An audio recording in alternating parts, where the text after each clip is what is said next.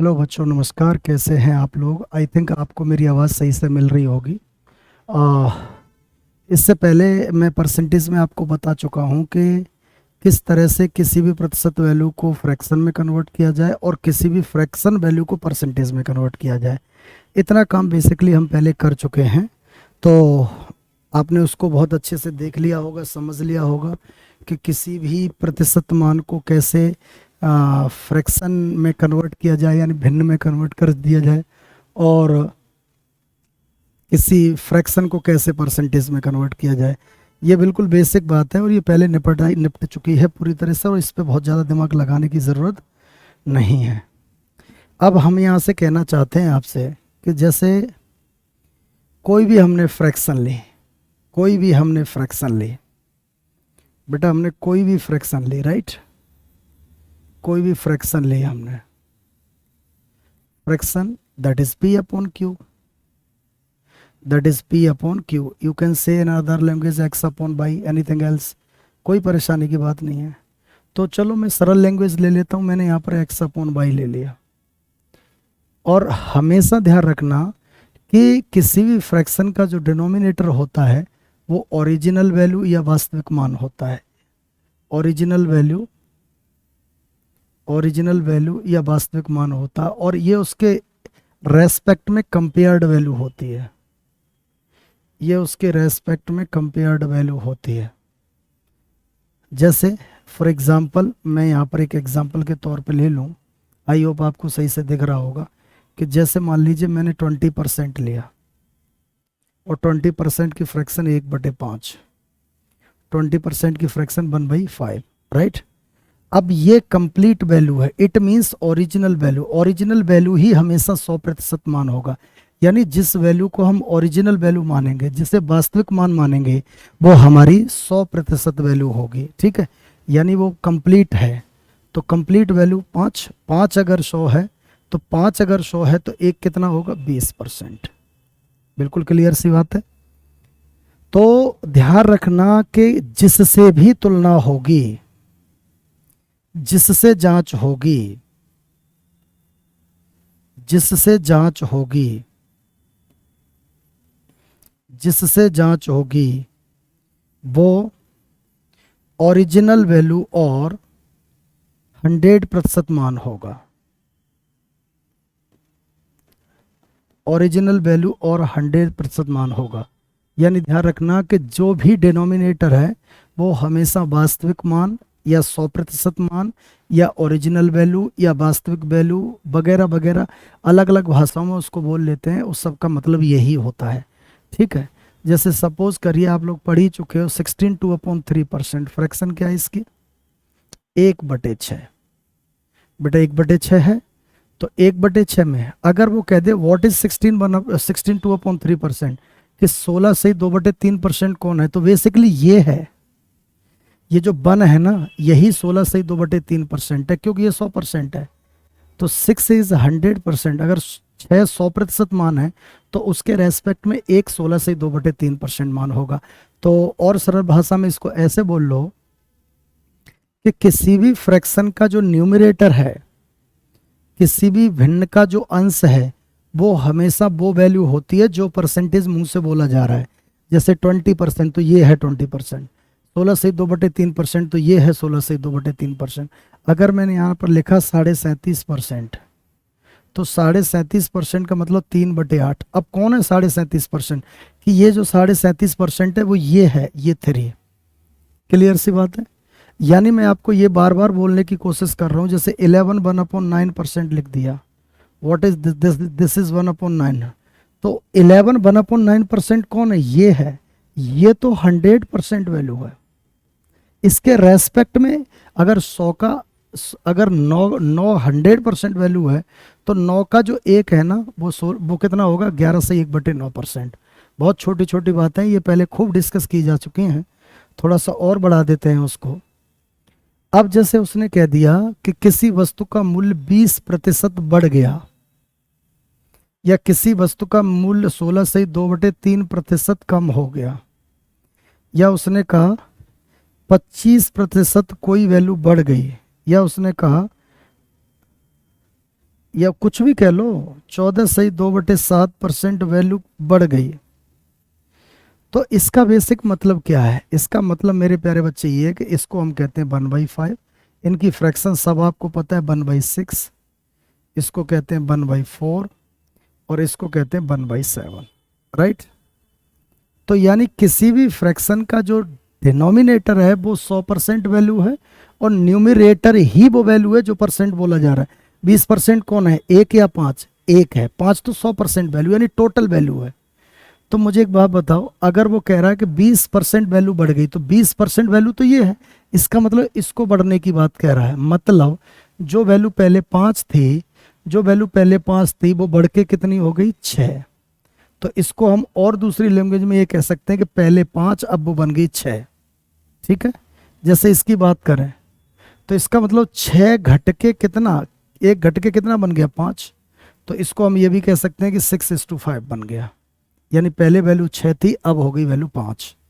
25%, 25% का मतलब 4, कितना बढ़ गया, 1, इसका मतलब ये बन गया 5। तो आप इसे ऐसे भी कह सकते हो 4:5 हो गया, राइट।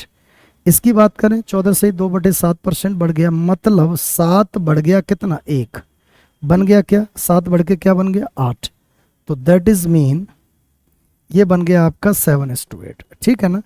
तो ये में हमने छोटी छोटी सिंपल सिंपल सी बातें ली हैं कि कोई चीज़ बढ़ के ये बन गई, कोई चीज़ घट के ये बन गई, तो किस तरह से किसको जोड़ना है, किसको घटाना है, ये आप अच्छी तरह से समझ चुके हो।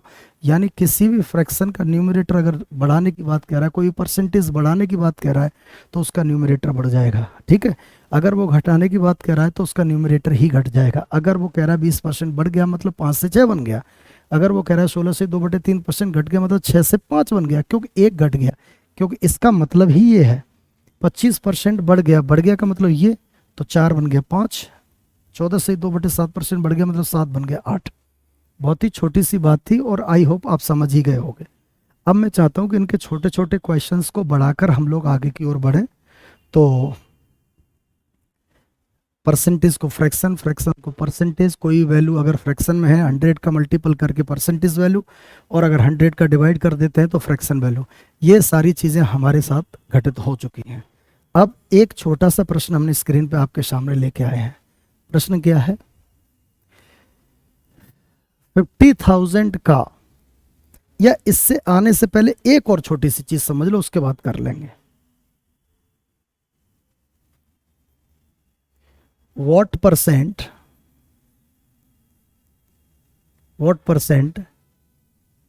ए, या छोड़ो,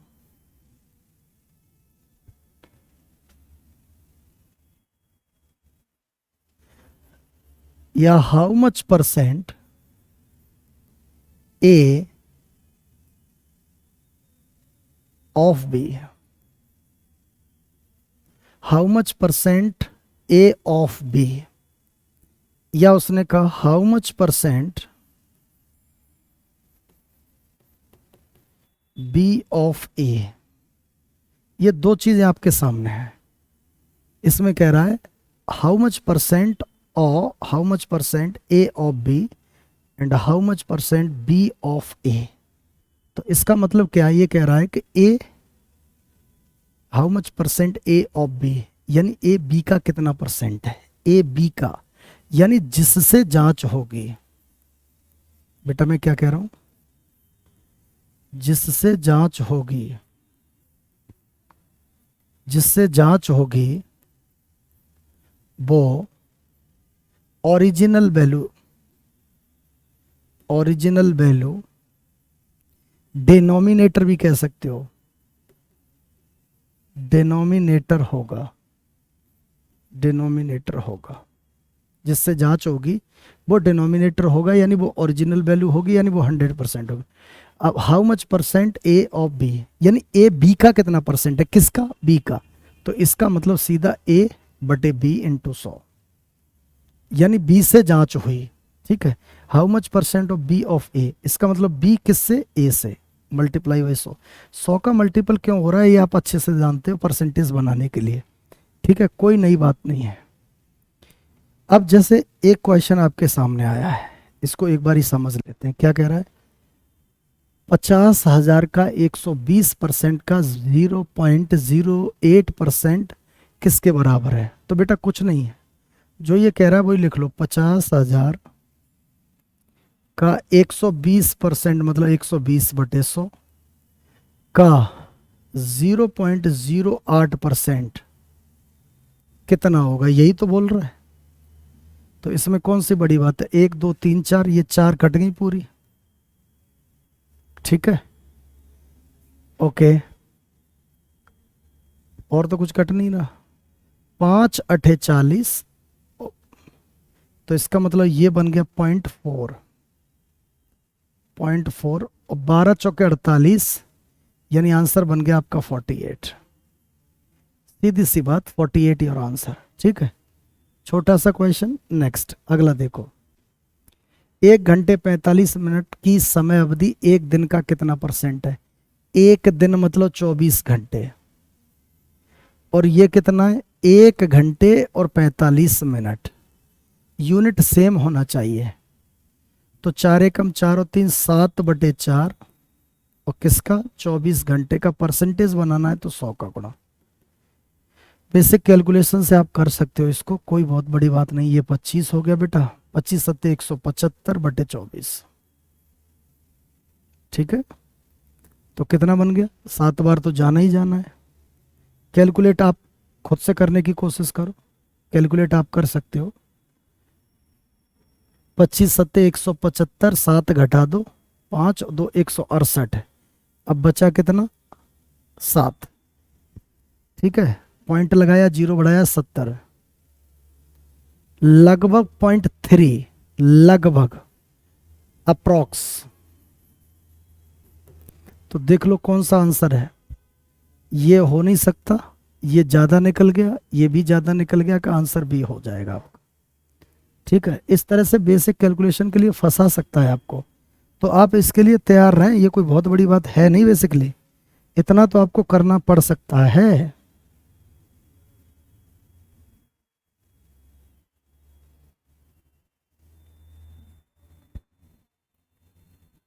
समझ गए बेटा? ओके, नेक्स्ट, अगला प्रश्न देख लेते हैं। अगला क्वेश्चन क्या है, एक बारी आप कोशिश करो कि अगले का आंसर क्या हो सकता है।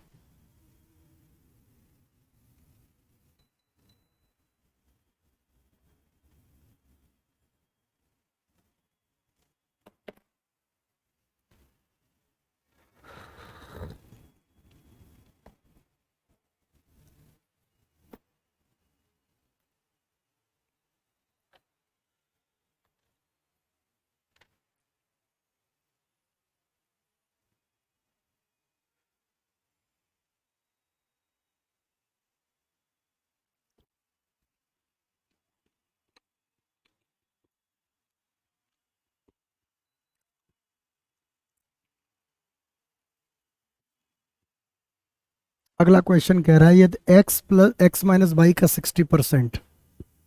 बेटा x माइनस वाई का 60%, जो कह रहा है बस वो करते जाओ।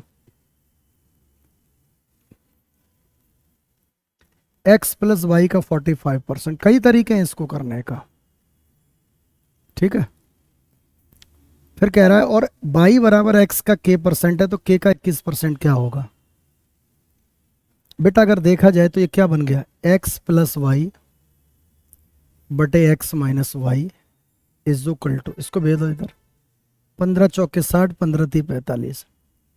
आप यहाँ सी एंड डी भी लगा सकते हो, तो you can get the value of x और y।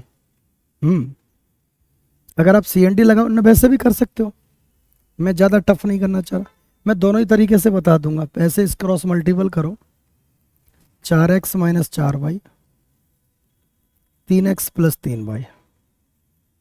ठीक है, x बराबर 7y, तो x upon Y is equal to 7/1।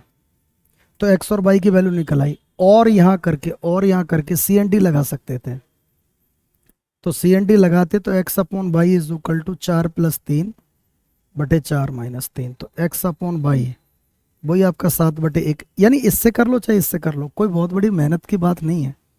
आप किसी से भी कर लो। अब आपके पास x और y की वैल्यू हो गई। अब y is equal to k का x%, तो इसका मतलब क्या है, 1 इज इक्वल टू 7 का k%, यही है। नहीं सॉरी, हाँ x का k%, ठीक है। तो k इज इक्वल टू हो गया 100/7। तो कह रहा है k का 21%, यानी 100/7 का 21%, 21/100। बेटा सिंपल सी लैंग्वेज बेस्ड क्वेश्चन है, तो आप आसानी से निपटा सकते हो। कोई बहुत बड़ी मेहनत करने की ज़्यादा जरूरत है नहीं, बेसिकली इजी तरीके से भी इसको निपटा सकते हो।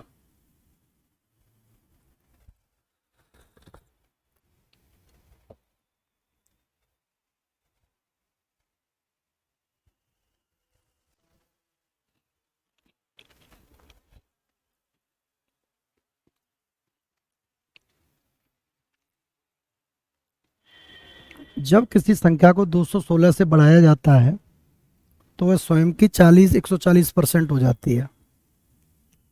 मुझे बताओ 140%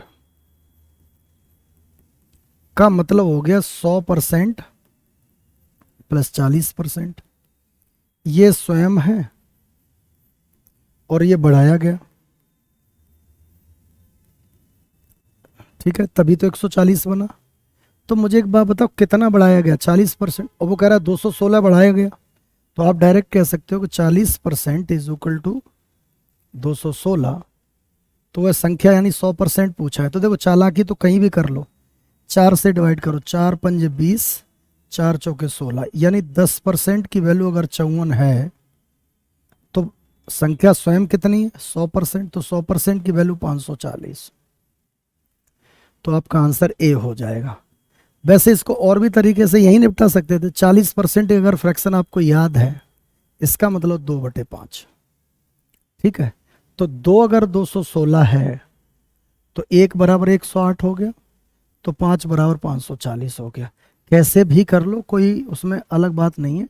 आप सिंपल तरीके से चीज़ों को समझ सकते हो, कर भी सकते हो, ठीक है।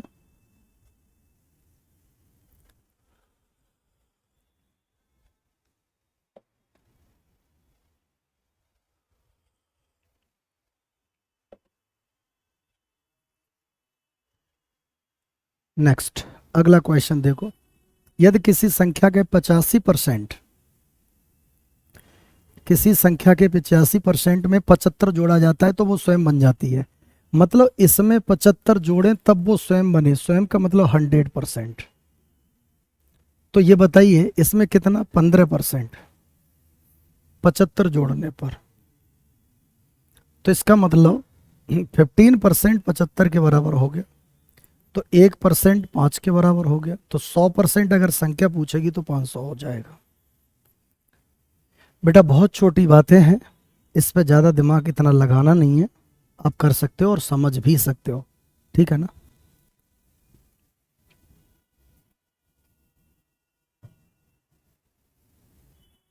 नेक्स्ट, अगला क्वेश्चन देखो स्क्रीन पे।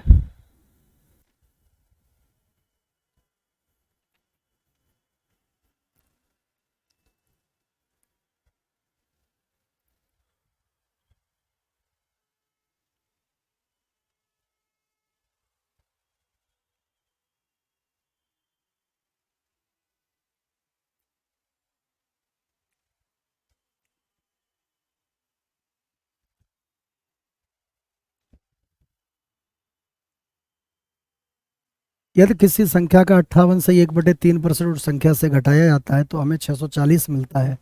मूल संख्या का 131 1/4% ज्ञात करें। अब इसमें सबसे जरूरी है कि 58 से 1/3% की फ्रैक्शन पता है कि नहीं। मुझे तो पता है, 58 से 1/3% बराबर होता है 7/12। लेकिन अगर आपको नहीं पता है तो आप कैसे कर सकते हो वो समझो। हालांकि ये पढ़ाई जा चुकी हैं सारी चीज़ें। 58 से 1/3% का मतलब कुछ भी कह दो, 50% कह दो, 8 से 1/3% कह दो। अब प्रॉब्लम ये है कि 50% तो 1/2 होता है, ये सारी चीज आपको पहले पढ़ी हुई है। 8 से 1/3% भी पहले पढ़ा हुआ है, लेकिन याद नहीं है कि हाँ सर ये तो बात ठीक है, याद नहीं है। बेटा याद क्यों नहीं है? इसका मतलब 1/12 होता है। तो अगर इसको हम जोड़ने लगे तो कितना, 6 + 1/12 यानी 7/12। लेकिन क्या एग्जाम हॉल में आपके पास इतना टाइम है? क्या आपके पास वास्तविक रूप से इतना टाइम है कि एग्जाम हॉल में आप इतना टाइम इस पर लगा सकते हो? नहीं, इसको आप मेंटली कैलकुलेट करना पड़ेगा, तभी आपका टाइम बचेगा, अदरवाइज आप फंसे रहोगे और टाइम खराब कर लोगे। ठीक, तो मैं कह रहा है यदि किसी संख्या का 58 से 1/3% संख्या से घटा दिया जाए। अब 58 से 1/3% कौन है? ये, यानी वो कह रहा है कि अगर उस संख्या से घटा दें, संख्या तो 12 है, तो 12 से अगर 7 घटा दें, तो 12 से 7 घटाएं तो कितना, 5। अरे 12 से 7 घटाएं, संख्या 12 है, उससे 7 घटा दें तो 5, 5 640 के बराबर है। तो बताओ एक बराबर किसके होगा? 5 एकम 5, 5 दूनी 10, 5 अट्ठे 40 कि एक यूनिट की वैल्यू, बेटा एक यूनिट की वैल्यू किसके बराबर होगी? 128 कि सर बिल्कुल 128 के बराबर होगी। अब संख्या अगर निकालना है, अब अगर संख्या निकालना है तो संख्या तो आपकी क्या थी? 12, यही तो सी नंबर है आपका। तो 12 बराबर कितना? 12 गुणा 128। कैलकुलेट मत करो यहां पर बेटा, कैलकुलेट मत करो। अब प्रॉब्लम यह है कि वो कह रहा है उस संख्या का इतना, फिर से फ्रैक्शन बनानी पड़ेगी। तो मुझे तो पता है भाई, डायरेक्ट आप मैं तो दिमाग लगा सकता हूं, क्योंकि 100 से ज्यादा है तो वैल्यू, और वैसे भी 120% कितना होता है? 6/5, या 100% कितना होता है? 1। और ऐसे भी कर सकते हो आप, इसको देखो, 100 + 31 1/4, यही हुआ। ये 1 है और ये कितना, 31 चौके कि सर 124 125/4 का मतलब 400। काटना चाहो तो काट सकते हो, 25 पंजे और 25 एकम और 25 छक्के 5/16। कैलकुलेट करोगे 16 और 5 21/16। देखो वही लिखा है मैंने, नहीं लिखा? हाँ, इसकी डायरेक्ट फ्रैक्शन हो जाएगी 21/16। कितनी हो जाएगी? 21/16। तो सच्चाई ये है कि वो कह रहा है कि उस संख्या का 21/16 कर दो। तो बेटा संख्या तो ये है, संख्या कितनी है? कैलकुलेट मत करो, यहां कट जाएंगे। इसका 21/16 कर दो तो 4 4 × 12 और 4 चौके 16, 4 × 12, 4 दूनी 8, कट गया। गुणा कर लो। वैसे तो यूनिट डिजिट भी बना सकते हो इसका, 1 दूनी 2, 2 3 6, पीछे जिसमें 6 है वही आंसर है, वैसे यही आंसर होगा, और मल्टीपल करने पर भी यही आएगा। आशा करता हूं समझ गए होगे अच्छी तरह से।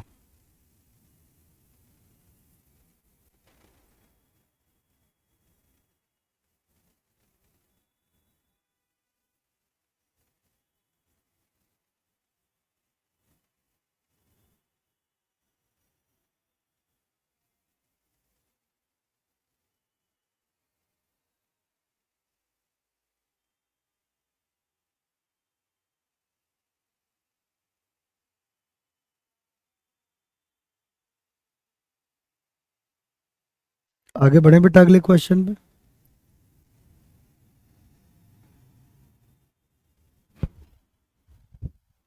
बिल्कुल छोटे छोटे क्वेश्चन है, इन पे ज्यादा टाइम लगाना नहीं है। यदि किसी निश्चित संख्या के 1/8 के 75% के 66 से 2/3% का मान 179 है, तो उसी संख्या का 3/4 का 33 से 1/3% की वैल्यू क्या होगी? अब बताओ ये कहां से टफ हो गया बेटा? ये तो बिल्कुल ही इजी प्रश्न है, इसमें कुछ भी टफ नहीं है। फ्रैक्शन डायरेक्ट सेट कर दो दिमाग में। कैसे? सुनो, यदि किसी संख्या के 1/8, मान लो कोई संख्या x ही कह लो, कोई बहुत बड़ा नंबर है नहीं, का 1/8 का 75%, 66 से 2/3 क्या होता है? कि सर 2/3 ही होता है ये तो। इसका मान 179 है। ठीक, तो उस संख्या के 3/4 का 33 से 1/3% क्या होगा? अब एक बच्चा तो ये कि इसको पूरा कैलकुलेट करे, कर भी सकता है, हिम्मत का काम है ना। और मेरे जैसा होगा वो तो बचेगा, वो क्या करेगा? 179 इंटू 8 इंटू 4 इंटू 3 और बटे में 6। अब इसका 3/4 3/4 का 33 से 1/3।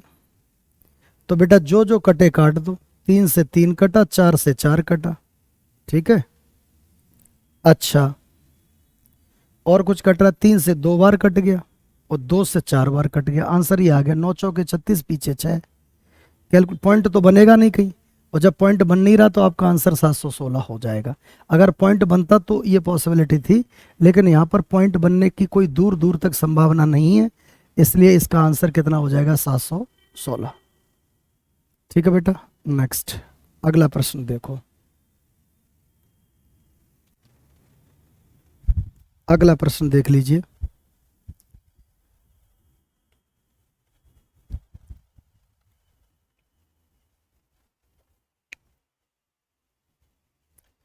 दो संख्याओं का योग 520 है। यदि बड़ी संख्या में 4% की कमी और छोटी संख्या में 12% की वृद्धि हुई तो संख्याएं बराबर हो जाती हैं। कोई दिक्कत नहीं है बेटा, इधर सुनो। दो संख्याएं, पहली ये दूसरी ये, वो कह रहा है इन दोनों का जोड़ 520 है, बना रहने दे। अच्छा, हर चीज अपने आप में कितने परसेंट होती है? 100%।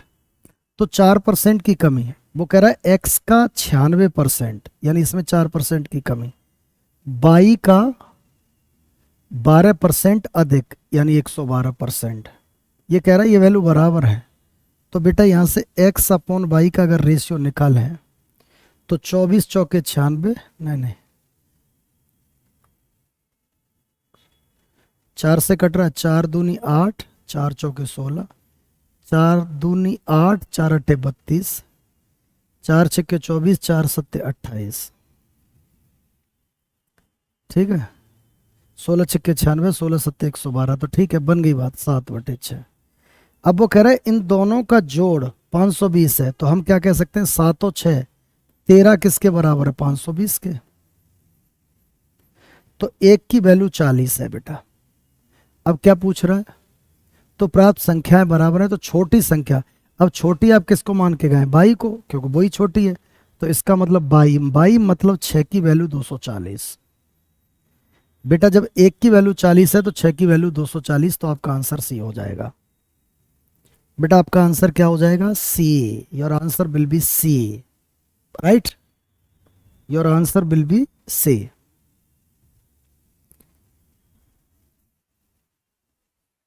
अगला प्रश्न देख लीजिए।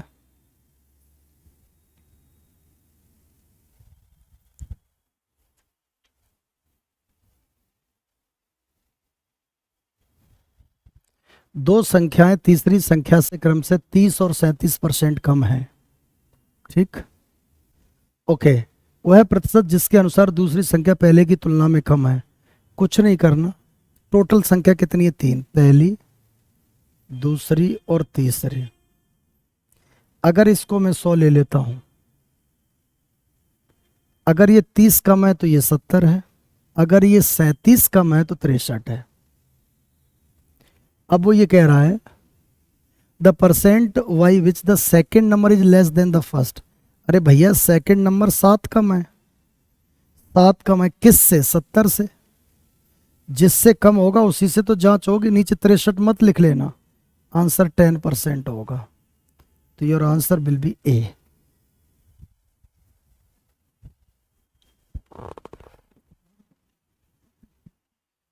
तो आंसर 10% हो जाएगा बेटा।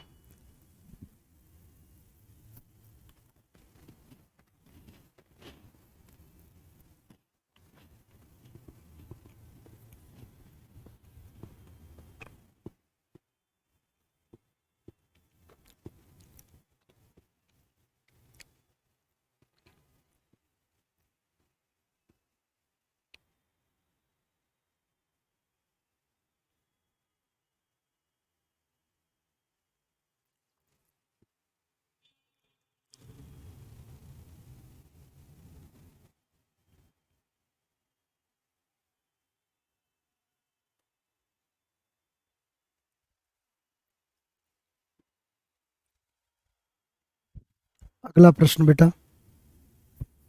दो संख्या एक तीसरी संख्या से 90 और 75% कम है। बेटा अब तो डायरेक्ट लिख लो ना, एक 90 कम है तो 10 है, एक 75 कम है तो 25 है, हमेशा एडजस्ट इन्हीं में करवाएगा। तो पहली संख्या में कितनी वृद्धि कर दें कि दूसरे के बराबर हो जाए, तो भाई 15 की वृद्धि करनी पड़ेगी। तो 15 की वृद्धि कहाँ से, 10 से, लो जी परसेंट बनाना है तो 150 हो गया।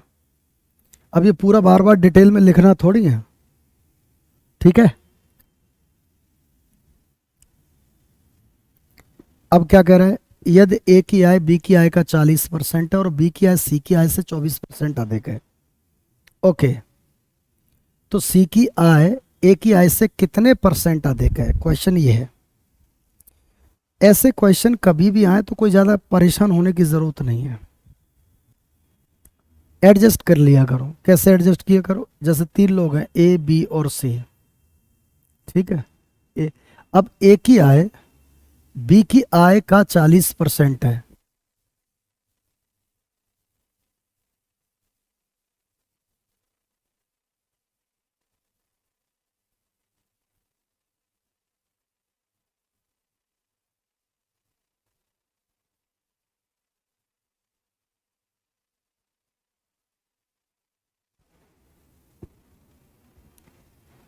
ए की आय बी की आय का 40% और बी की आय सी की आय से 24% अधिक है।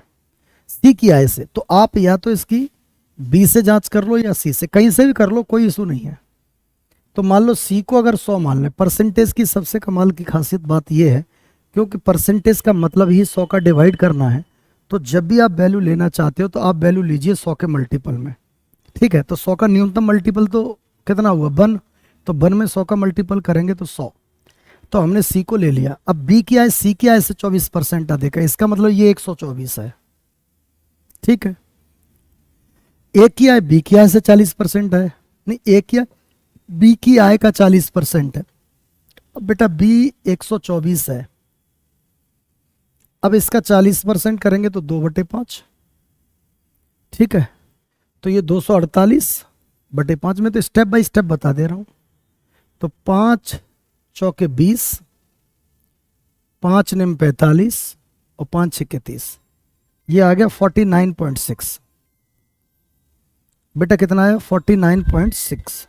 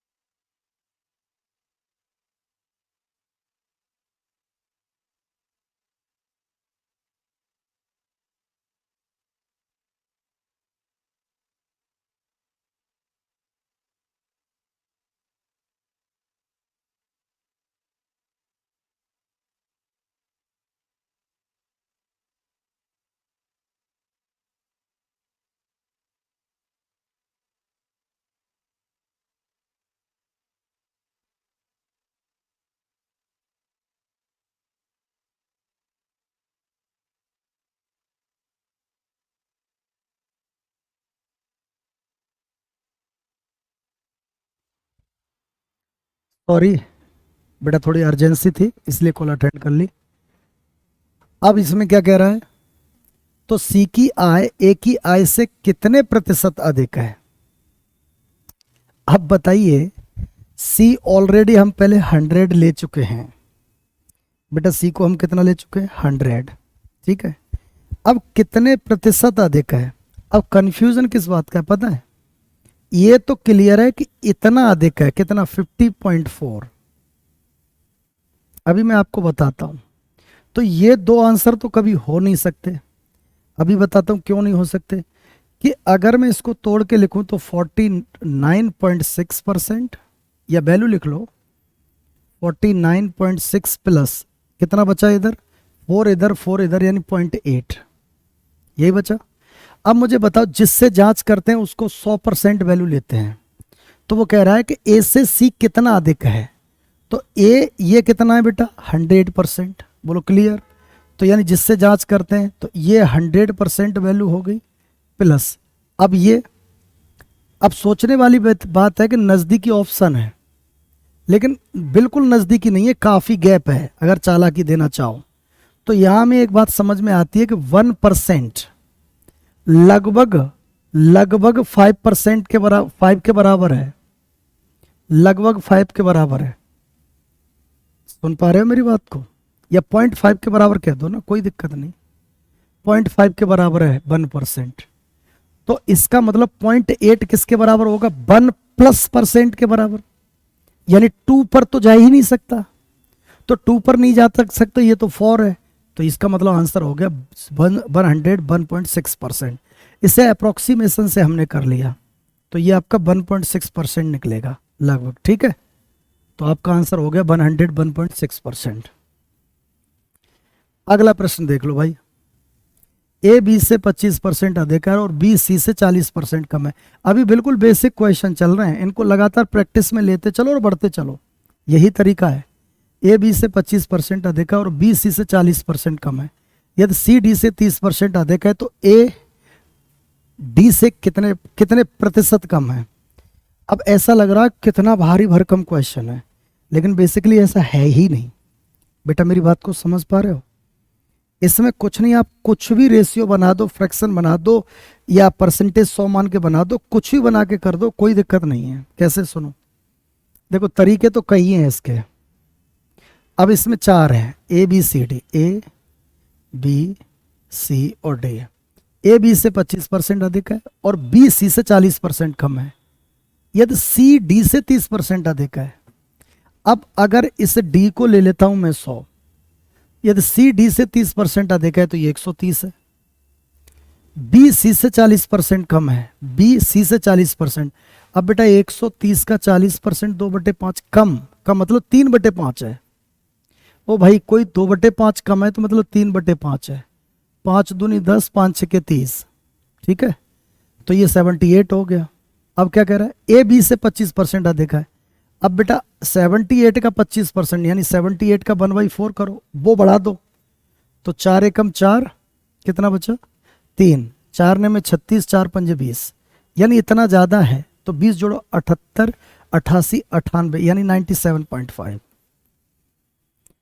तो ए डी से कितना कम है, ए डी से बेटा कितना कम है 2.5% कम है डी से। अब कहोगे ऐसा आपने पिछले वाले में तो नहीं कहा था, अरे इसमें कह रहा है जिससे जांच करवा रहा है उसी को इसने 100 मान रखा है।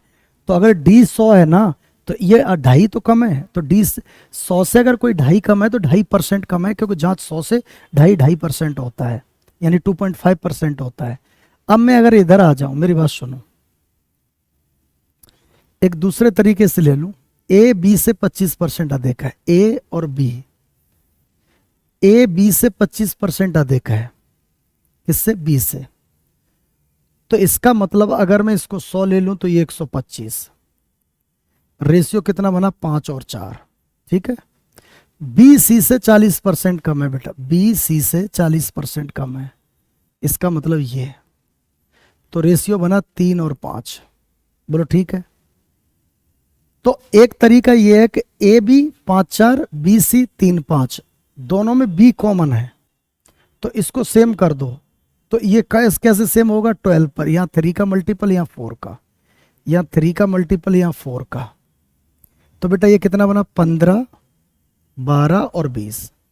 ये किस किस का रेशियो आ गया, ए बी और सी का, ए बी और सी का। अब वो कह रहा है ये बताओ ए डी से कितना कम है, ए डी से कितना कम है, ए डी से। अच्छा डी तो लिया ही नहीं हमने। अच्छा ए बी सी हुआ है अभी, अभी डी और है। रुकना रुकना रुकना, ए बी से 25% अधिक है, ठीक है। बी सी से 40% कम है, ठीक है। सी डी से 30% अधिक है, सी और डी अभी इसको 30% अधिक है। तो बेटा ये 13-10 हो गया। अब थोड़ा ये हो रहा है कठिन। बेसिकली हमने लगा ए बी और सी, ए बी सी तक है लेकिन डी तक है, तो डी तक है तो अपनी अलग अप्रोच रहेगी। क्या अप्रोच रहेगी, रेशियो में आप लोग को पढ़ाया जाएगा आगे। ए और बी का रेशियो 5-4, बी और सी का रेशियो 3-5, सी और डी का रेशियो, सी और डी का रेशियो 13-10। तो बेटा जब भी इनका इकट्ठा रेशियो बनाना हो तो ए बी के नीचे ए बी 5-4, बी सी के नीचे बी सी 3-5, सी डी के नीचे सी डी 13-10। पड़ोसियों को फिट कर दो, एक स्लॉट ये खाली, एक स्लॉट ये, एक स्लॉट ये। पड़ोसियों को फिट करना आपको रेशियो में अच्छे से बताऊंगा, बाकी अभी यहां समझने की कोशिश करना। देखो एक स्लॉट ये खाली और 2 ये खाली हैं, तभी तो लाइन बनेगी। एक स्लॉट ये खाली और 2 ये खाली हैं बेटा। इसमें पड़ोसी सेट कर दो। पड़ोसी का मतलब बगल वाला। यहाँ पर कौन है बगल वाला, 3। यहाँ पर कौन है 13 और 13। यहाँ पर कौन है 5। यहाँ पर कौन है 4 और 4। तो आपको direct A B C D मिल जाएगा, ठीक है। तो बेटा थोड़ा सा लेंथी हो रहा है, हो जाने दो, कोई बात नहीं। 15-13 थोड़ा लेंथी हो रहा है, बाकी आप कर सकते हो। 15-3 45 की 5 और 15-1 15-4 19, 13-12 13 दूनी 26 और 13-1 13 14 15, 13 चौके 52, 13 दूनी 26, 13 दूनी 26, इधर 200। अब बेटा ये वही बन के आ गया। देखो 205 की कमी। मुझे बताओ जब ये 200 बनेगा तो ये 195 भी तो 97.5 बनेगा। तो 2.5% ही आंसर आ रहा है, लेकिन थोड़ा लेंथी पड़ रहा है, थोड़ा लंबा पड़ रहा है, तो इतना दिमाग लगाने की जरूरत नहीं है। आप अपना 100 मान के निकल जाओ, वही सबसे बेस्ट तरीका है। देखो हम लोग 100 मान के गए और फटाक से निकल गए, यानी इसमें काफ़ी टाइम हमने खराब किया। इतना टाइम खराब करने की कोई आवश्यकता नहीं है, ठीक है बेटा। तो this is the best method. कभी भी ऐसा क्वेश्चन आए यही तरीका अपना लो, वो जल्दी आपको कर ले जाएगा।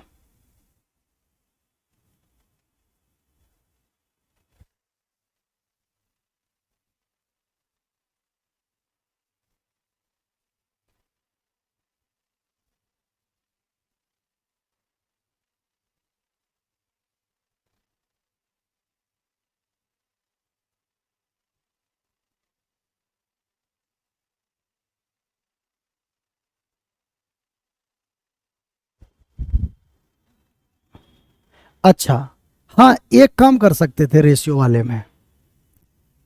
जो चूंकि आपने टाइम खराब कर लिया तो हमें तो कुछ ना कुछ अच्छा पता नहीं है। इसमें एक काम ये करना है कि आप इसमें ए और डी डायरेक्ट बना सकते थे बेटा। आप इसमें क्या बना सकते थे, ए और डी।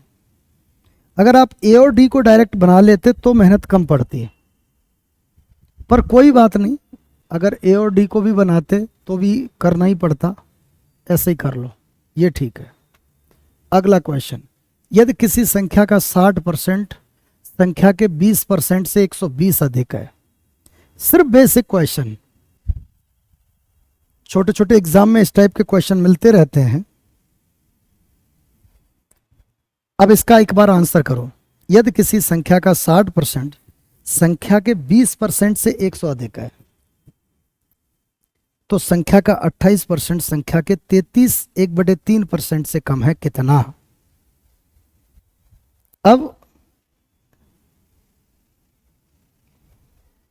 क्या कह रहा है, if 60% of a number is 120 more than 20% of that number, यानी यदि किसी संख्या का 60% संख्या के 20% से 120 अधिक है।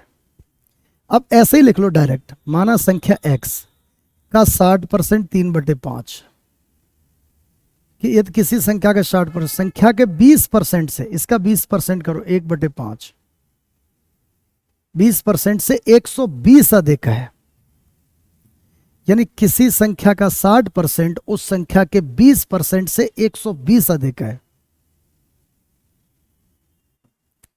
तो बेटा ये इतनी भी मेहनत मत करो, कौन सी इसमें इतनी ज्यादा डिटेल जाने की जरूरत है। तो बेटा आपका 40% हो गया ना सीधा सीधा 120 के बराबर, माननी पड़ेगी ना ये बात। तो 40% क्यों, 60% संख्या के 20% से 120 अधिक है, तो डायरेक्ट लिखो ना सीधा, 40% ही हो गया 120 के, क्यों मेहनत करेंगे।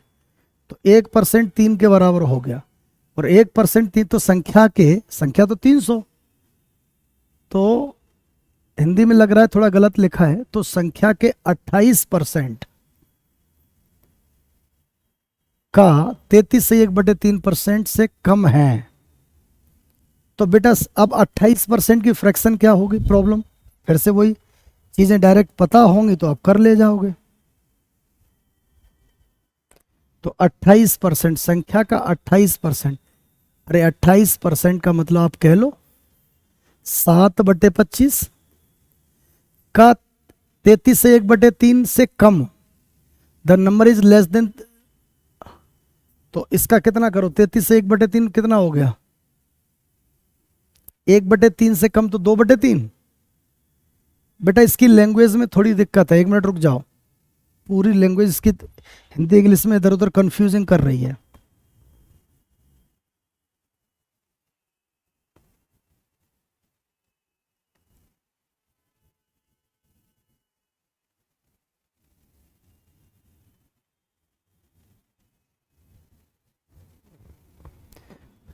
आप इसकी लैंग्वेज पे मत जाओ, आप मेरी बात सुनो, लैंग्वेज पे जाओगे कंफ्यूजन होगा। इधर सुनो, किसी संख्या का 60%, बोलो x का 60% यानी 3/5 का 1/5 से 120 अधिक है, वो ये कह रहा है। तो मैं यही तो कह रहा था आपसे कि अगर इसका 60% लिख दें और यहां इसका 40% लिख 20% लिख दें और प्लस 120 कर दें, तो हमें क्या समझ में आ रहा है कि डिफरेंस x का 40% 120 के बराबर है, तो x बराबर तो आपका निकल ही आएगा ना 300, ठीक, यानी वो संख्या 300 है। अब कह रहा है तो संख्या के 28%, अब यही लैंग्वेज, तो then 28% of the number is less than 33 1/3% of the number by, कितना कम है, तो 28% कितना, 7/25। बेटा अगर इसका 7/25 करोगे 300 का, 25 से कम 25 दूनी 50, ठीक है,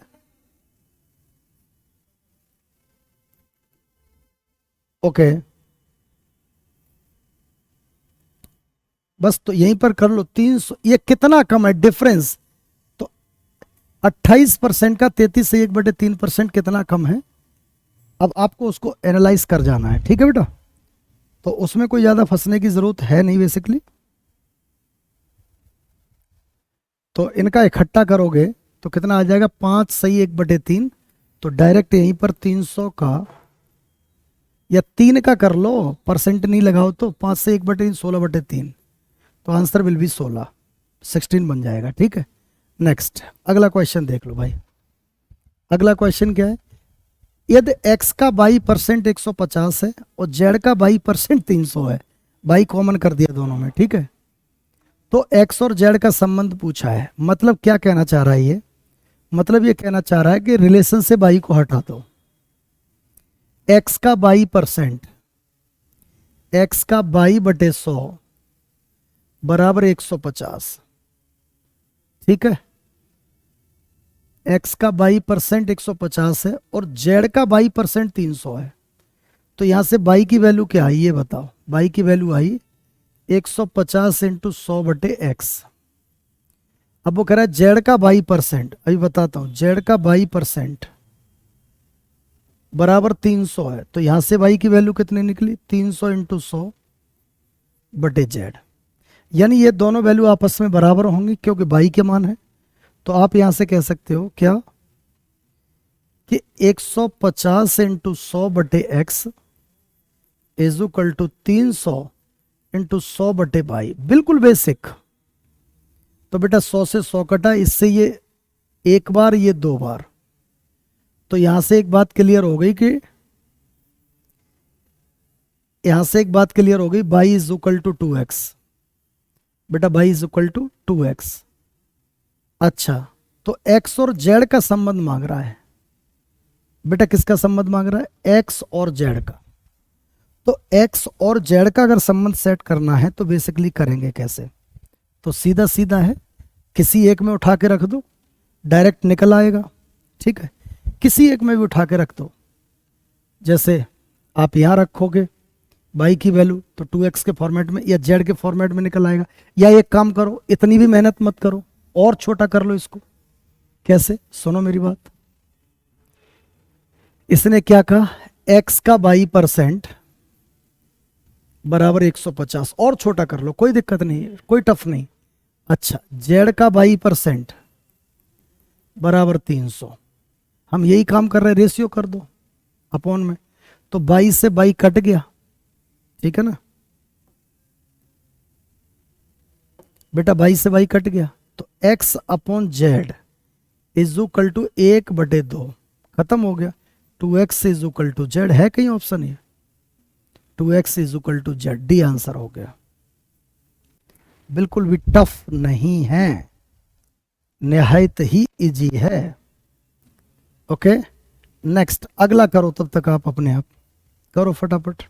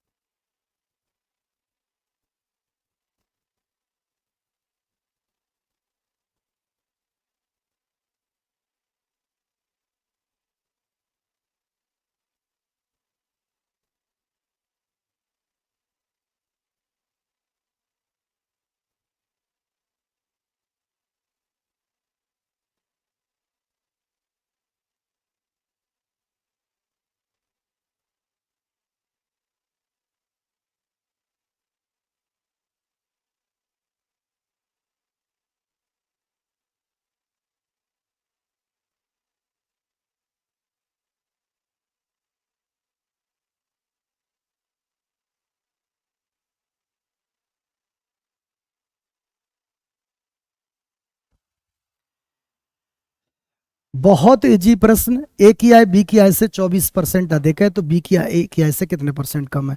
ये तो शुरू में ही स्टार्टिंग ही की थे। ए की आय बी की आय से 24% कम है। देखो हमने यहाँ लिखा ए, दो तरीके बताऊंगा, एक जिससे आपको सिखाया है, एक जो इसका बेसिक है। ए की आय बी की आय से 24% अधिक है, किससे ज्यादा है, बी से। तो बी को अगर 100 ले लें तो ये 124 है। एक तरीका ये चल रहा है। ए की आय बी की आय से 24% अधिक है तो बी की आय ए की आय से कितना कम है, तो बी की आय कम है भाई, कितनी, 24। तो इसी को परसेंट बनाना है, 24 किससे कम है, 124 से। परसेंटेज बनाने के लिए 100 का गुणा। अब आप काट पीट कर सकते हो इसकी, 4 से काटो, 4 छक्के 24, 4 × 12, 4 एकम 4, 600/31%। कहीं हो तो देख लो। तो आपका आंसर है। एक क्या है, एक दूसरा तरीका 24%। बेटा 24% की फ्रैक्शन 24/100, और 24/100 को हम ये भी कहते हैं क्या, 6 बटे कितना, 25। अब वो कह रहा है कि ए की आय बी की आय से 24% अधिक है, यानी ज्यादा है। तो इसका मतलब इतनी ज्यादा है। तो मुझे एक बात बताओ कि सी की अगर 25 है, बेटा कितनी है, 25, और इसमें अगर 6 जुड़ गई तो वो 31 हो गई, मानते हो? बिल्कुल। तो वो कम कितनी है? अरे 6 की कम है किस पे? 31 पे। परसेंटेज बनाना है 100 का गुणा। ठीक, ये तरीका, ये थोड़ा सा एलेबोरेट तरीका। अब एग्जाम में कैसे करना है? 24%, 6/25। जांच इसी 6 की होगी। क्यों? इधर देखो, अगर इधर देखो, इससे ये 24 ज्यादा है तो इससे ये 24 कम है, तो जांच तो हमेशा वो गैप ही रहेगा। तो यानी जांच 6 की ही होगी। तो कोई 25 था तो 6 बढ़ के 31। That's it. एग्जाम में ये रहेगा। अगर वो यहां कह देता 24% कम, तो यहीं पर आंसर हो जाता आपका 6/19, यानी 600/19। अगर उसने ज्यादा कहा है तो 600/31। जोड़ने अधिक की बात कहे तो जोड़ के लिखो नीचे। ये जो 6 है वो नीचे जोड़ के लिखो। तो नीचे कितना लिखोगे? 31, ऊपर 6। समझ गए ना? कम की बात कह दे तो नीचे 6 घटा के 6/19। परसेंट बनाने के लिए तो 100 का गुणा करते ही हैं। नेक्स्ट, अगला प्रश्न देख लो बेटा। ए की आय बी की आय से 45% कम है, तो ए तथा बी की कुल आय ए की आय से कितने परसेंट अधिक है? थोड़ी सी बेसिक बात बढ़ा दी। 45% 9/20, ठीक है, कम है। तो अगर कोई 20 है तो दूसरा 11 है। ठीक है कि सर? बिल्कुल ठीक है। ए की आय बी की आय से 45% कम है, तो ये बी है और ये ए है, कम वाला ए है। तथा ए तथा बी की कुल आय यानी 31 ए की आय से कितने परसेंट अधिक है? अरे ए की आय से 20 अधिक है बेटा। परसेंटेज बनाना है तो 100 का गुणा। समझ में आया क्या किया? यदि ए की आय बी की आय से 45% कम है, 45% की फ्रैक्शन कितनी बन गई? 9/20। कम है तो कोई 20 है, दूसरा वाला 11 है। ए तथा बी की कुल आय टोटल 31 हो गई। ए की आय से कितने परसेंट अधिक है? ए की आय 11 है, तो बेटा अधिक कितना है? अगर कोई 31 है, 11, इधर देखो, एक 11 और एक 31, तो कितना अधिक है? ये कि सर 20 अधिक है, तो 20 अधिक है। अब इसको राउंड फिगर में आंसर दे लो, कंफ्यूजन नहीं होना चाहिए। मैं तो कह रहा हूं इसको 30 मान लो, तो 200/3 का मतलब कितना हो जाएगा? 66 सही 2/3। ऐसा ही कुछ होगा। एक बार कैलकुलेट करके देख लो अपने आप, खुद भी तो कुछ करो।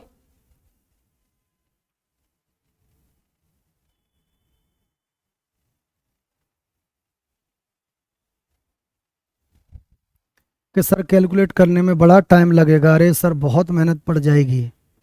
बेटा मेहनत तो नहीं पड़ जाएगी, तरीके तो हम पे और भी हैं, लेकिन हम तो बस ये जानने की कोशिश कर रहे हैं कि आप अपना कितना दिमाग लगाना चाह रहे हो।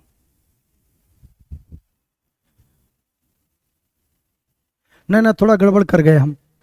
सुनो, गड़बड़ क्या है मेरी बात सुनो। इंग्लिश में देखो, then the combined income of A and B is how much percent more than A. A से कितना ज्यादा है? ए और बी की कंबाइंड। ए और बी की कंबाइंड 31 है। ए से, जांच ए से हो रही है, तो इसका मतलब 20 ज्यादा है। किस से? 11 से।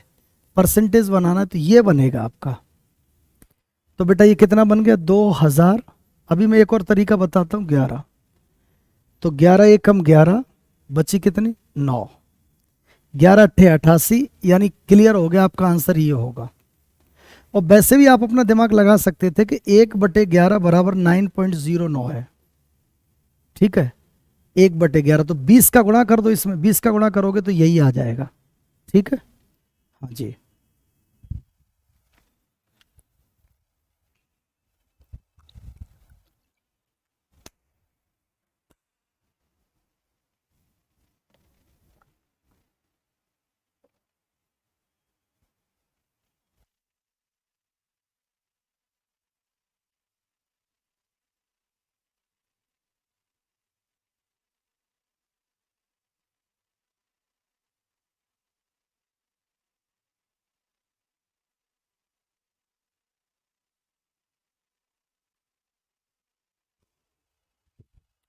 बेटा ओके, नाउ नेक्स्ट, अगला क्वेश्चन। चीनी की कीमत में 15% की कमी हुई। अब देखो, लैंग्वेज फंसाएगी और आप फंसना नहीं है, सेंस को समझते चलना है। मैं आपका सहयोग करूंगा इसमें। चीनी की कीमत में 15% की कमी हुई तो कोई व्यक्ति अपने प्रतिशत उपभोग कितना बढ़ाए ताकि व्यय में कोई परिवर्तन न हो। इसका मतलब क्या है? इसका मतलब ये है कि चीनी की जो प्राइस है वो 15% बढ़ गई। तो ऐसे समझ के देखो, मान लो पहले चीनी की प्राइस ये थी तो नई ये हो गई। अब इसमें क्या है, और वो चाहता है कि मेरे खर्च 100 के 100 ही हों। मान लो कल चीनी 100 रुपए पर केजी थी बेटा, कितनी थी? 100 रुपए पर केजी। अब कल चीनी अगर 100 रुपए पर केजी थी, आज 115 हो गई, और मैं जेब में 100 ही रुपए लेके गया, क्योंकि मैं खर्चे को बढ़ाना ही नहीं चाहता, मैं तो खर्चा 100 ही करूंगा। तो इसका मतलब है, आप सोच के देखो, क्या 1 किलो चीनी लेके आ पाऊंगा? बिल्कुल नहीं, कम आएगी। तो इसका मतलब जो चीज 100 रुपए की मिल रही थी वो 115 की हो गई। तो इसका मतलब अब मैं कितने रुपए की कम खरीदूंगा? 15 की। किस पे? 115 की रेट पे। परसेंटेज बनाना है तो 100 का गुणा। अब ये 3 हो गया, और 5 दूनी 10, 5 3 15, 300/23, जो भी आपका आंसर आ जाए ये हो गया। अब इसको ऐसे भी कर सकते थे, 15%। फ्रैक्शन कितनी बनी बेटा? 3/20। चीनी की कीमत 15% की कमी हो गई। मैं थोड़ा गड़बड़ कर गया क्या? 5 दूनी 10, 5 3 15, ठीक तो चल रहा है। 15 की कमी करनी है 115 पे। चीनी की कीमत में 15% की कमी हुई। ओहो, ये गलत लिख गए हम लोग, सॉरी सॉरी फॉर इनकन्वीनियंस। हम वृद्धि समझ गए, कमी है तो ज्यादा खरीदेगा बेटा। 100 रुपए वाली चीज 85 की होगी। अब ठीक है, चीनी की कीमत में 15% की कमी हुई है। इसका मतलब है जो पहले 100 रुपए की चीज थी वो 85 में आ रही है, और मैं खर्च उतना ही करना चाहता हूं, तो कितना खाना बढ़ाना पड़ेगा? 15। किस पे? 85 पे। मल्टीप्लाई बाई 100, तो आंसर ये बन जाएगा 300/17। तो ये गलत आंसर है। एक बार फिर बता देता हूं कि कल हम मार्केट गए तो हमने पूछा चीनी की रेट क्या है, तो उन्होंने कहा 100 रुपए पर केजी, और आज हम गए तो 15% कम कीमत मिली। इसका मतलब आज की कीमत कितनी है? आज की कीमत है 85 रुपए पर केजी, और हमने उसको 100 के 100 रुपए पकड़ा दिए। तो बताइए चीनी 1 किलो आएगी या 1 किलो से ज्यादा? 1 किलो की ज्यादा आएगी, क्योंकि 15 रुपए ज्यादा दे रहे हैं हम। तो इसका मतलब 15 की ज्यादा आएगी। किस पे? आज की रेट पे। तो आपका आंसर बन गया 5/17, यानी कितना? नहीं, 5 3 15, 300/17 बन गया। 300/17। अब इसको उसी तरह से कर सकते थे, 15% की फ्रैक्शन कितनी? 3/20 कम हो गई। तो बताओ आंसर कितना? 3 कम घटाओ 17, दैट्स इट। यही अपना पुराना तरीका। तो 300/17% हो जाएगा आंसर। ठीक है, नाउ द नेक्स्ट, अगला क्वेश्चन। अगला प्रश्न क्या है? ये एक बढ़िया प्रश्न है। आपके जितने भी वनडे एग्जाम हैं उनमें सामान्यतः प्री के लेवल में पूछ लेता है। तो एक छोटा सा प्रश्न है, इसको समझ लो। In a triangle base is increase by 16/3%। एक त्रिभुज के आधार में 66 से 2/3% की वृद्धि की जाती है। इस प्रकार त्रिभुज का क्षेत्रफल स्थिर रहने से कितने % ऊंचाई कम होनी चाहिए? वो ये कहने की कोशिश कर रहा है बेटा, वो ये कहने की कोशिश कर रहा है कि एक कोई ट्राइंगल है, उसका बेस हमने 66 से 2/3% बढ़ा दिया। यानी मान लो ये कोई ट्राइंगल है, ठीक है,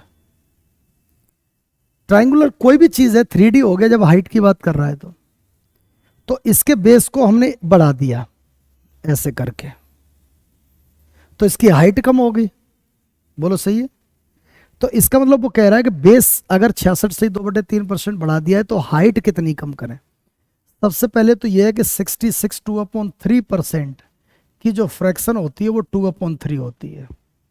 अब बेस बढ़ा दिया उसने, तो आंसर कितना होगा? 2 किस पे? 5 पे, तो 40% आंसर होगा। ये अपना एग्जाम का लॉजिक है। अब मैं आपको समझाने की कोशिश करता हूं। अब मैं इसको समझाने की कोशिश कैसे करता हूं? बढ़ा दिया, 2 बढ़ गया, किस पे? 3 पे, तो आंसर होगा 2 बटे बढ़ा हुआ, तो 2/5 यानी 40%। ये एग्जाम में ऐसे करना है। अब अपना तरीका क्या करने का, ये रहा एग्जाम में। समझाने का तरीका क्या है कि मान लो ट्राइंगल का एरिया होता है 1/2 बेस इंटू हाइट, यही होता है, बिल्कुल यही होता है।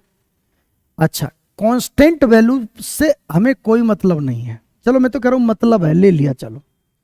तो हमने कहा पहले उसका बी था कितना, मान लो कुछ भी ले लो, हमने कहा पहले उसका बी था 3, ठीक।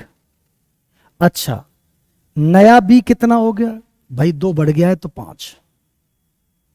ओके, बहुत बढ़िया। हमने कहा उसकी पहले हाइट कितनी थी, कि सर पहले उसकी हाइट 5 थी, अब 2 घट गई तो नई हाइट कितनी होगी, 3। तो बताओ पहले वाला एरिया क्या हुआ, 1/2 बेस, बेस कितना 3 इंटू 5, बताओ कितना हो गया 7.5। अच्छा, इधर 1/2 बेस कितना 5 इंटू हाइट कितनी 3, तो 7.5। इसका मतलब इस डेटा पर यह वैल्यू जस्टिफाई हो रही है, तो आपका आंसर बिल्कुल ठीक है। आपका आंसर कैसा है, बिल्कुल ठीक है। ठीक है बेटा, क्यों, ये क्या कह रहा है कि बेस को बढ़ा दो 2, तो जो 3 था वो बन गया 5, हाइट को बढ़ा दो 40% कम, इसका मतलब 2 कम कर दो हाइट, पहले हाइट कितनी थी 5, 2 कम कर दो 3, तो एरिया बराबर आ रहा है। तो एरिया अगर बराबर आ रहा है तो ये डेटा जस्टिफाई कर दे रहा है। ठीक है बेटा, अगला क्वेश्चन, या आप पिछले क्वेश्चन को एक और तरीके से कर सकते हो, कई तरीके हैं करने के, कोई टेंशन की बात नहीं है। एक और तरीका ये है कि बेस को 3 से 5 बनाया, अब हमें ये नहीं पता ये क्या बना, और रिजल्टेंट बता रहा है कि सेम रहे, मतलब 1 बन रहे। अब ये सेम रहने का मतलब क्या है कि पहले एरिया अगर 1 यूनिट है तो बाद में भी 1 ही यूनिट रहे, वो ये कह रहा है। तो जब भी ऐसा आ जाता है तो आपको पता है कि इसका मल्टीपल इसके, अभी समझाता हूं इसका मतलब। तो ये 3x/5y बराबर में 1/1, ठीक है। तो आप करोगे भी तो 3x वही x/y आ जाएगा डायरेक्ट उसी फॉर्मेट में, ठीक है। और आप इसको भी डायरेक्ट कर सकते हो, 3 5 2 की कमी किस पे 5 पे, तो 40%। अभी तो चूंकि मुझे समझाना है तो मैं समझा ही देता हूं यहां पर थोड़ा सा। जैसे वो कह दे कि किसी वस्तु का मूल्य पहले 20% बढ़ाया, फिर उसकी कीमत 30% घटाई, रिजल्टेंट क्या हुआ, तो इसकी फ्रैक्शन 1/5 और इसकी फ्रैक्शन 3/10। बढ़ाना कहे तो जोड़ो, घटाना कहे तो घटाओ। इसका मतलब 5 कितना बना बेटा 6, बढ़ा दिया, 10 कितना बना 7, तो ये रिजल्टेंट बन गया 50 और ये कितना 42। तो अगर 50 42 बना तो 100 कितना बना बेटा 84, तो 16% की कमी हो गई। अब कहोगे ये कैसे पता चला 16% की कमी हो गई, बेटा कमी बेसिकली ऐसे हो गई कि मुझे एक छोटी सी सिंपल सी बात बता दीजिए कि कोई चीज 20% बढ़ाई है, इसका मतलब 5 से 1 बढ़ाया, ठीक है। कोई चीज 30% घटाई है, मतलब 10 से 3 घटाया, तो 5 से अगर 1 बढ़ेगा तो 5 से 1 बढ़ेगा तो कितना 6। अच्छा, 30% का मतलब 3/10, 10 से 3 घटेगा तो कितना 7। तो अगर ये 50 42 बना है और बेस वैल्यू क्या होती है 100%, बेस वैल्यू अगर 100% है तो हम किसी भी कीमत पर इस वैल्यू को बेस वैल्यू 100 बनाना चाहते हैं। तो अगर हम इसको 100 बनाएंगे तो 50 42 है तो 184 हुआ कि नहीं, तो 16% की डायरेक्ट कमी हो गई, और यही इसका बेसिक्स है, और इससे ज्यादा कुछ सोचने की जरूरत ही नहीं है। आई होप आप समझ भी गए होंगे। ओके, तो कितनी भी परसेंटेज मेंशन कर दे, जैसे वो ये कह दे, इधर देखो 11 1/9% बढ़ा दिया, ठीक है। 12 1/2% कम कर दिया, ठीक है। 16 2/3% कम कर दिया, या और भी फ्रैक्शन कह दे या और भी परसेंटेज कह दे, तो आपको इनमें फंसना नहीं है। हमेशा ध्यान रखो दैट इज सक्सेसिव। बेटा ये क्या है सक्सेसिव, हिंदी में इसको बोलते हैं क्रमिक या लगातार, क्रमिक या लगातार बोलते हैं। इसका मतलब ये कह रहा है कि कोई वस्तु है, इधर देखो हमने कहा ये वस्तु है कोई ये, अब वो कह रहा है इसको 11 1/9% बढ़ाया तो ये बन गई, ठीक, यानी यहां से बढ़ के ये आई, फिर 12.5% कम किया तो इसका मतलब ये बन गई। अब ये 12.5% किससे कम किया, इससे या इससे, इससे बड़े हुए से कम किया, बाद में और कम कर दिया तो ये बन गई। अब वो लास्ट में कहता है रिजल्टेंट क्या है, व्हाट इज द रिजल्टेंट। तो आपको क्या हर एक स्टेप को लेके बढ़ना पड़ेगा, नहीं। जब भी सक्सेसिव आ जाए आप सीधा मल्टीपल के केस में आ जाओ। किस तरह के मल्टीपल के केस में आ जाओ, जैसे बेटा इसका मतलब 1/9, इसका मतलब 1/8, इसका मतलब 1/6। बढ़ना कह रहा है तो जोड़ेगा, घटना माइनस माइनस। ठीक है, अब मैं क्या कहने की कोशिश कर रहा हूं, थोड़ा बेसिक पे ही काम करवा रहा हूं। बताओ 9 कितना बना, 10। क्यों, 9 से 1 बढ़ा। 8 कितना बना, 7। अच्छा 6 से कितना बना, 5। बस। अब कुछ कटे पिटे तो आप काट सकते हो, नहीं कटे तो आप इसको यहीं से कैलकुलेट कर लो। ये बिल्कुल, ये क्या है, ओरिजिनल यानी बेस वैल्यू, इसको बेस वैल्यू कह लो, बेस, और ये चेंज। ठीक है, कि कोई चीज बेस ये थी और ये चेंज होकर ये बन गया तो कितना % चेंज हो गया। ठीक है, तो मुझे नहीं लगता कि आपको इसमें अब और फंसने की जरूरत है। 2-4 और प्रैक्टिस करा दूं तो उससे आपका कॉन्फिडेंस बढ़ जाएगा, तो आप फंसोगे नहीं। जैसे इधर देखो सिंपल तरीके से 16 2/3% इंक्रीज। ठीक है, 14 2/7% decrease, 20% increase. That is successive format, यानी इतना बढ़ाया फिर इतना घटाया और फिर इतना बढ़ा दिया। What is the resultant change into the percentage? तो it means 1/6 बढ़ाया, लो जी बढ़ा दिया।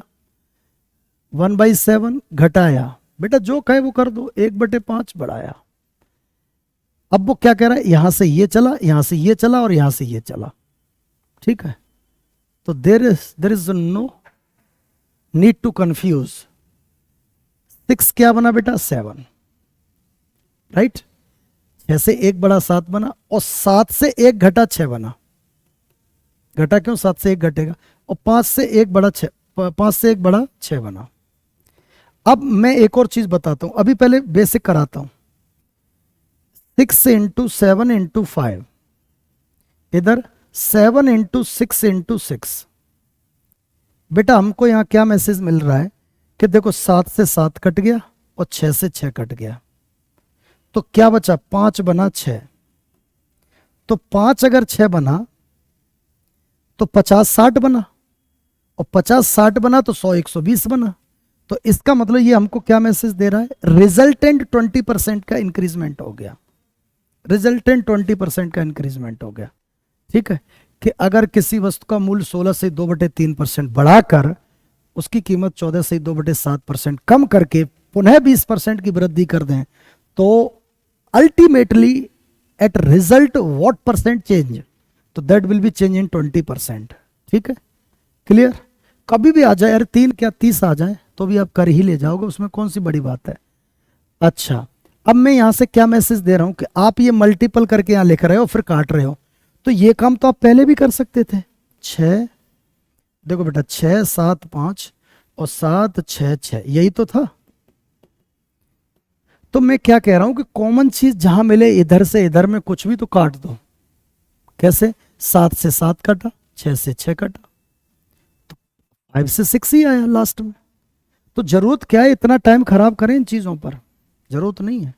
इसका मतलब इस रो में और इस रो में अगर कुछ कट रहा है तो उसको काट पीट के खत्म करो, टाइम खराब करने की जरूरत नहीं है उसमें। ठीक है ना बेटा, तो इसका मतलब 5 बन गया 6, तो 50 बन गया 60, तो 100 बन गया 120। क्या जरूरत है इसको ऐसे डिटेल करने की कि 1 बढ़ गया 1 बढ़ गया, किस पे, 5 पे, तो परसेंटेज बना। अरे ये भी तो टाइम कंज्यूमिंग करने वाली चीजें हैं। अरे भाई आप एसएससी सीजीएल की तैयारी कर रहे हो या एसएससी के किसी भी एग्जाम की तैयारी कर रहे हो, तो आपकी फ्रिक्वेंसी लेवल में भाई इतनी चीजें तो आनी चाहिए। अगर कोई चीज 5-6 बन रही है तो 20% का इंक्रीजमेंट है। इसके लिए पेन चलाने की जरूरत थोड़ी है। मेरी बात को समझ पा रहे हो? हाँ समझ रहे होगे। अब जैसे ये क्वेश्चन आया, इधर देखो क्या है, एक वस्तु की कीमत में 36% की वृद्धि हुई और खरीदी की मात्रा में 30% की कमी हुई। मतलब क्या कह रहा है कि कोई वस्तु है उसमें 36% तो बढ़ा दिया और फिर 30% कम कर दिया। वस्तु पर खर्च की गई राशि में प्रतिशत कमी या वृद्धि क्या होगी? तो इसमें क्या दिक्कत है, वही 36%, 4 से काटो, 4 ने में 36/25 बढ़ गया, तो बेटा 25 क्या बना 34, राइट है, बिल्कुल समझ रहे होगे ये, ठीक है। 30% की कमी तो 10 कितना बना 7, ठीक है। मैं थोड़ा जल्दी में जा रहा हूं क्योंकि मैं उम्मीद कर रहा हूं इतनी चीज पकड़ पा रहे होगे आप, क्योंकि इतना सब होने के बाद इतनी चीज तो समझ ही सकते हो। बेटा 36%, लाला अगर ऐसे करवाओगे ना तो ना बर्बाद हो जाओगे, कभी ना एग्जाम पास कर पाओगे कि लो 4 से काटा, 4 निम में 36। बेटा ये टाइम बर्बाद करने वाली चीजें हैं, इतनी चीज तो मेंटली कैलकुलेट करो, क्योंकि अब 2-4 स्टेप, अगर कम से कम 2 स्टेप अगर स्किप नहीं कर पा रहे हो मतलब आप अपना टाइम बर्बाद कर रहे हो। तो आपको 2 स्टेप तो कम से कम स्किप करना ही है।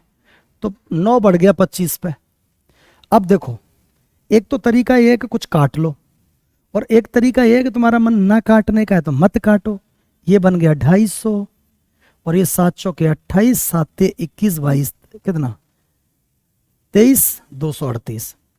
अब बेस को हम 100 बनाना चाहते हैं। एक तरीका यह है कि 12 की कमी 250 पे परसेंट निकाल लो, निकाल सकते हो, निकाल सकते हो, बिल्कुल निकाल सकते हो।